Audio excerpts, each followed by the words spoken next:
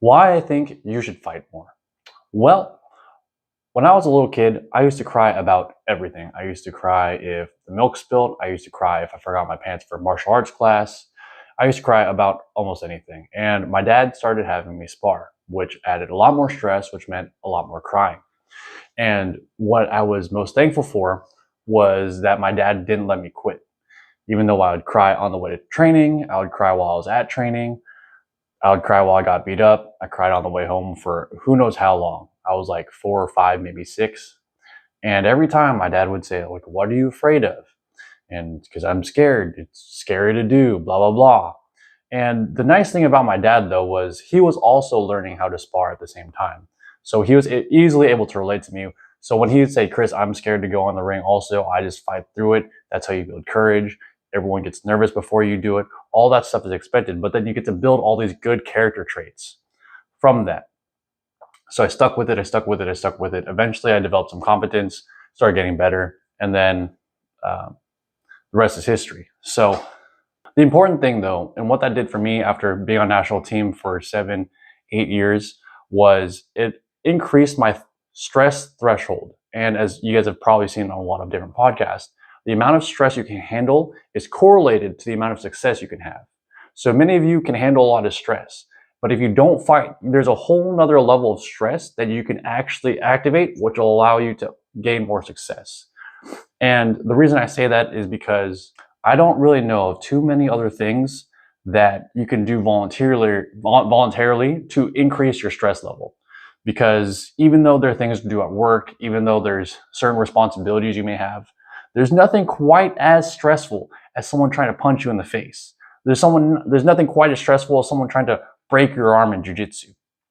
Now, if you are already doing this, good, continue on your way. But if you're not doing this yet, I'm going to give you guys a couple tips on how to get started. So, number one, in boxing, people do try and punch you in the face. But if you're just starting out, most boxing gyms don't have you spar right away. Most boxing gyms will have you do a few trainings, and then there's a gym I know out here in Sacramento where if you are new, you have to show competency in all of the basics before they ever put you in your first sparring match. So you're going to go in there, you're going to have a little bit of offensive weapons, a little bit of defensive weapons.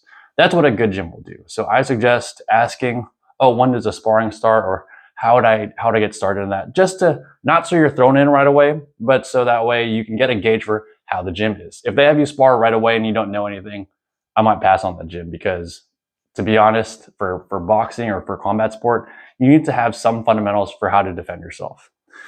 Jiu-jitsu is nice because, according to Rogan, you can go all out in jiu-jitsu, but because you're rolling and there's no striking involved, you can go all out and just tap before something breaks and you're going to be fine. You might be a little bit sore, especially for muscle kind of stuff, but for the most part, you're going to be taken care of. And so a lot of people get scared because the first time they go in there, they see these guys at the UFC, they see people getting bloody, but that's not how most places operate. Most places will train you with the basics, match you against someone around your skill level, and then that way you can slowly develop the competency.